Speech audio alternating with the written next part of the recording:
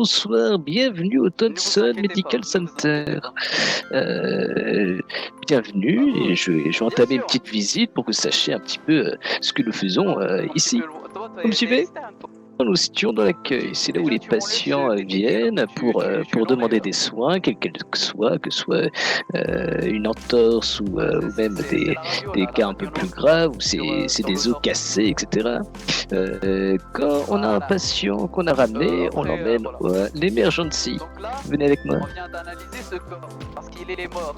Là, on nous affiche les causes. Vous voyez, c'est Maintenant, tu prends le corps, ici prends-le, que quand on a des cadavres, on les examine grâce à un petit robot qui fait. C'est souvent les médecins légistes qui prends-le. Voilà. Maintenant, tu viens. Mais allez, viens, bon son. Allez, tu viens. On fait les corps, c'est les chambres froides. C'est là où on les entreprend et comme vous pouvez le voir, on les met ici. Tu peux mettre ici. Et puis on les stocke. Bon, au pire. On demande, nous les restituons. Ouais. Maintenant, tu fermes.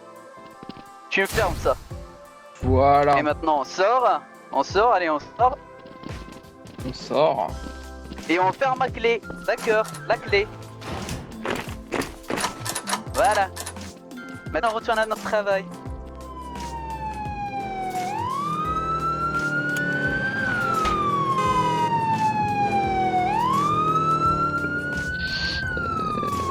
Mais malheureusement, attendez, il y a des pompiers là, j'espère qu'ils ont une petite ambulance là. D'accord, allez, conduis, tu vas continuer de conduire là maintenant. Ta gueule!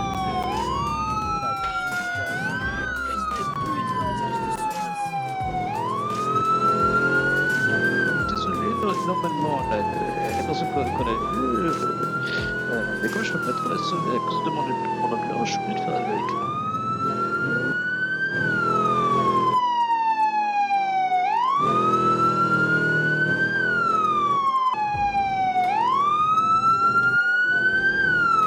Je serais pas d'être avec un médecin, hein, c'est quand même pas mal ça.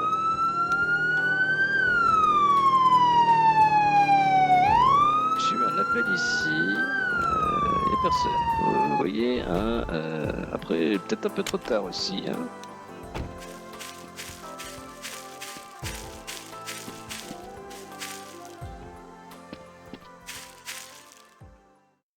Des problèmes aussi que nous subissons beaucoup, c'est que on nous appelle et il y a souvent des personnes qui ne sont pas là, qui font des faux appels, ou soit qui s'amusent à faire des appels.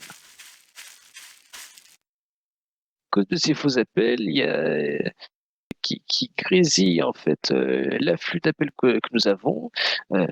Beaucoup de personnes sont en danger et ont besoin de soins médicaux, etc. Dans les salles d'urgence, vous pouvez voir tout plein de lits. C'est là où on va brancher un petit peu tous les électrodes pour voir comment bat le cœur des patients. On va leur mettre leur perfusio et si en cas de nécessité, nous allons les défibriller si ils ont un arrêt cardiaque ou une crise cardiaque. Voilà. De soins dans cette chambre, dans ces chambres, toute personne peut être isolée si besoin avec l'aide de ces rideaux. Et voilà. Donc, suivez-moi. Hein.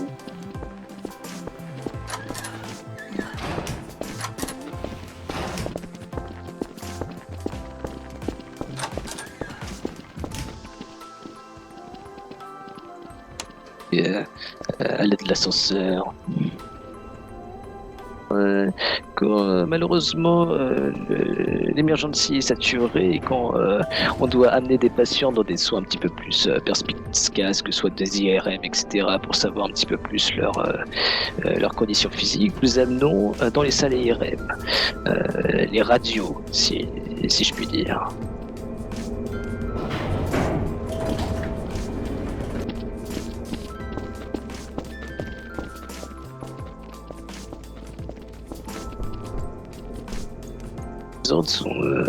Peuvent être mis des radios pour justement voir un petit peu si des patients ont des os cassés ou autre chose.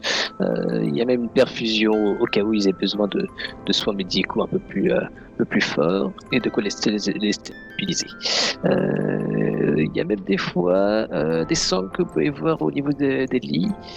C'est pour les patients un peu très turbulents qui sont prêts à nous menacer dès qu'ils peuvent.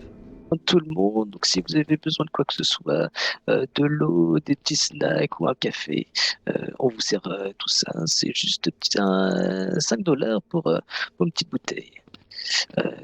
Par ailleurs, vous avez tout plein de magazines en cas d'attente infernale, car nous sommes souvent surchargés.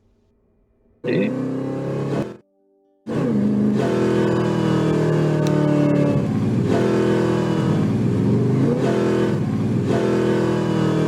Il a dû avoir un accident, je crois. Donc on va y aller.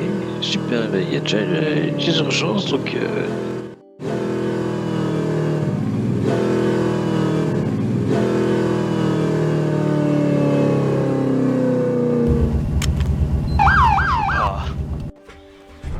Bonjour.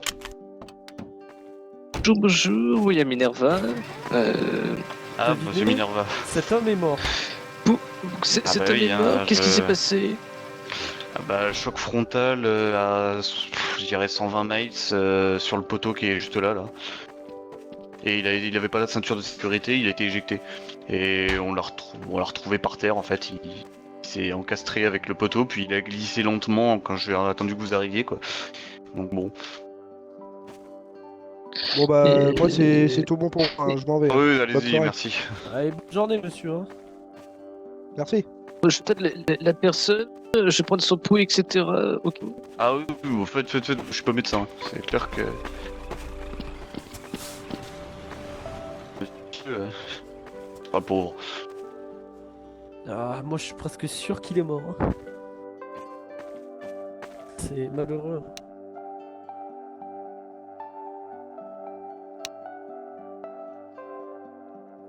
Il a plus de poules, ses paupières elles sont toutes blancs, blanc vide. La personne est décédée. Là. Et je pense qu'on peut plus rien faire là. L'accident a duré un certain moment là. Effectivement. Bah, je le transporte à la Très morgue, bien. hein, une collègue. Exactement. Donc dans ce Ouvrez cas, votre véhicule monsieur et puis, Minerva, que se passe-t-il exactement? Donc on va transporter le corps à la morgue et est-ce que vous chargez de quoi? De prévenir l'entourage, la famille? En règle générale, c'est que cette personne, comme on l'a vu juste avant, est mis à la morgue. Il sera mis dans un sac mortuaire et mis dans une petite cabine chambre froide pour préserver le corps. Il y a une petite enquête interne pour savoir quel était son nom, les circonstances de la mort et aussi appeler la famille. Donc la famille revient le lendemain souvent pour voir le corps s'il a constaté la mort du décès. Et après, c'est tout ce qui est tout le personnel qui gère les cadavres pour pouvoir l'enterrer dignement, la personne. Et donc voilà à peu près, grosso modo, comment ça se passe. Mais dans les cas un petit peu plus de meurtre, il y a un médecin légiste qui vient et qui va faire une analyse du cadavre pour savoir un petit peu plus de détails, etc. Sur les circonstances de la mort. Allons passer à nos bureaux. Ici, on se retrouve dans un bureau d'un médecin général. C'est là où il va faire tous les tests un peu psychomoteurs, que ce soit la vue, comme vous pouvez le voir juste en face de moi, juste ici, pour les lettres. On dispose notamment de casques pour savoir un petit peu tout ce qui est audio et perception dans l'espace de nos patients. Là que vous avez sûrement déjà dû utiliser vie. C'est là où le patient s'installe pour écouter et nous on prend notre petit stéloscope pour écouter se trouve dans la salle de psychologie psychiatrie, la salle dans laquelle j'exerce en tant que médecin psychiatre. Pour votre information, un médecin psychiatre, c'est un médecin qui fait des analyses psychologiques pour les patients et leur administre des médicaments si besoin en fonction de l'état psychologique de la personne. Cette salle est toute nouvelle où tous les patients en fait qui viennent ici s'installent sur ces canapés, ce beau canapé, et nous situons à chaque fois sur ce petit fauteuil dans lequel nous pouvons parler de toute manière possible et imaginable. Et maintenant, la petite dernière salle qui est vraiment pas montrée au public. Suivez-moi.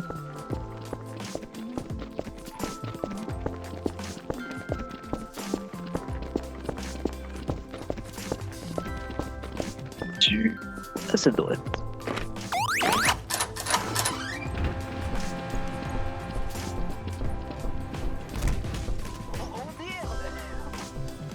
En fait, en réalité, la chambre froide, c'est là où tous les médicaments sont stockés dans les températures un peu froides. Vous avez aussi des vaccins, etc., qui sont stockés.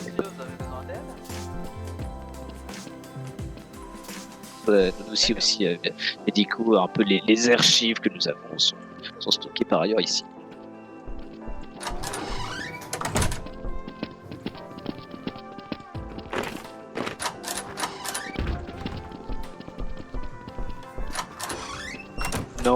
Au-dessus de l'hôpital, dans lequel nous avons de la place pour un hélicoptère en cas de besoin. Il s'avère que les hélicoptères pour l'instant sont interdits pour le personnel hospitalier, mais on serait amené à en utiliser. Nous avoir suivis pour la visite du TMC, on se retrouve tout de suite pour une interview. Nous nous retrouvons donc avec le psychiatre William Minerva pour la présentation qui nous a fait la présentation du Townsend Medical Center. Et donc désormais on va passer une petite interview du docteur en psychologie, en psychiatrie, Monsieur Minerva. Donc je vais vous laisser vous présenter, puis présenter un petit peu vos fonctions au sein du HCT. Merci bien. Donc, comme vous l'avez dit, je me présente, William Minerva, docteur en psychologie et psychiatrie. Ici, au sein du HCT, je suis amené à faire des bilans psychiatriques, des bilans mentaux, tout type de personnes, ou soit même des thérapies. On nous appelle souvent parce qu'il y a beaucoup de personnes qui ont des problèmes un peu dans leur psyché psychologique, qui ont des problèmes familiales, de la dépression, des choses qui ne vont pas, et on est amené justement à les aider, à essayer de trouver des solutions notables afin qu'ils puissent se sentir mieux dans leur cœur, dans leur tête, continuer leur vie. Il faut savoir aussi qu'un psychiatre, c'est une personne qui peut aussi donner un traitement. Alors, c'est pas juste être psychologue. Quelqu'un qui est psychologue, vous allez juste parler avec lui, n'avoir aucun traitement, alors qu'un psychiatre, lui, va vous donner un traitement. Merci pour cette confusion fonctions, effectivement, une confusion qui peut être faite entre psychiatre et psychologue. Et donc, vous accueillez tous ces patients qui peuvent souffrir de troubles. Et ici, au sein de cet hôpital, mais il me semble également que vous avez un cabinet en centre-ville. Bon, pour permettre que bon nombre de personnes puissent venir et pas se sentir un peu hospitalisées. C'est un hôpital, il y a aussi beaucoup de bruit, des gens qui souffrent, qui ont des jambes cassées, qui sont pris des balles. Il y a une certaine atmosphère en fait ici qui est très pesante. Et quand vous allez voir votre psychiatre, votre psychologue, vous dire que vous rentrez dans un hôpital, déjà, ça vous met un peu l'ambiance. C'est pour ça que nous avons décidé avec mon département de réaliser un cabinet de psychologie et psychiatrie au centre-ville pour permettre à tout le monde de s'y installer et d'être très confortable à l'intérieur. Hein, nous avons même un aspect un petit peu aussi enfantin pour les enfants qui ont besoin d'un petit peu de travaux un peu manuels, hein, avec la l'aide de petits doudous, de petits puzzles. Si l'on revient à cet hôpital de Townsend, donc qui a été récemment bâti, est-ce qu'il y a eu un changement depuis, une nouvelle fréquentation? Est-ce que vous avez quelques mots à dire sur l'hôpital? Il me semble que vous aviez quelques doléances ou quelques remarques à faire sur certains comportements. Si dans le premier point, les travaux ont été formidablement réalisés. Sans doute les gens qui nous regardent repensent un petit peu à notre clinique qu'on avait avant. Ça n'a plus rien à voir. Maintenant, nous pouvons vraiment traiter de manière plus apte les patients qui viennent nous voir. On a des urgences maintenant, une très grosse force de frappe dans les urgences dans lesquelles on peut ramener beaucoup de personnes en cas de nécessité, parce que nous connaissons tous Townsend, c'est un lieu un peu très dans lequel il y a une importance criminalité, et donc nous on fait les frais là-dessus, c'est-à-dire quand une personne se prend une balle ou soit se prend un coup de poing, ils vont tout de suite à l'hôpital. Et donc on a besoin d'avoir cet espace pour accueillir le plus de monde possible. Maintenant, malheureusement, comme je disais, c'est une ville avec une importante taux de criminalité. Nous faisons aussi les frais de cette criminalité, puisque de nombreux personnels hospitaliers se font frapper, insulter, soit même menacés de mort. Pour nous, c'est intolérable ce qui se passe. Nous sommes là pour vous, les citoyens, pour vous donner les meilleurs soins possibles et nécessaires. Cependant, on se retrouve souvent menacé et cela donne une baisse justement dans le personnel hospitalier qui ne souhaite plus apporter les soins nécessaires à certains patients. D'accord, donc J'en ai fait les frais.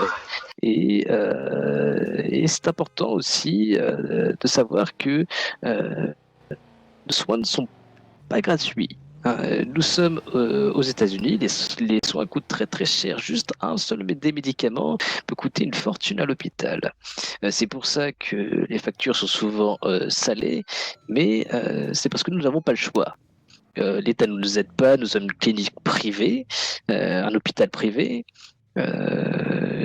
Il est donc normal qu'il y ait un certain prix à payer par rapport aux soins que nous pouvons délivrer. Vous dites un petit peu une certaine agressivité de certains patients, de certaines personnes qui se présentent aux urgences.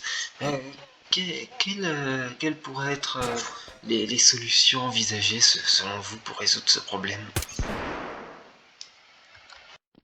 Au tout début, nous avons un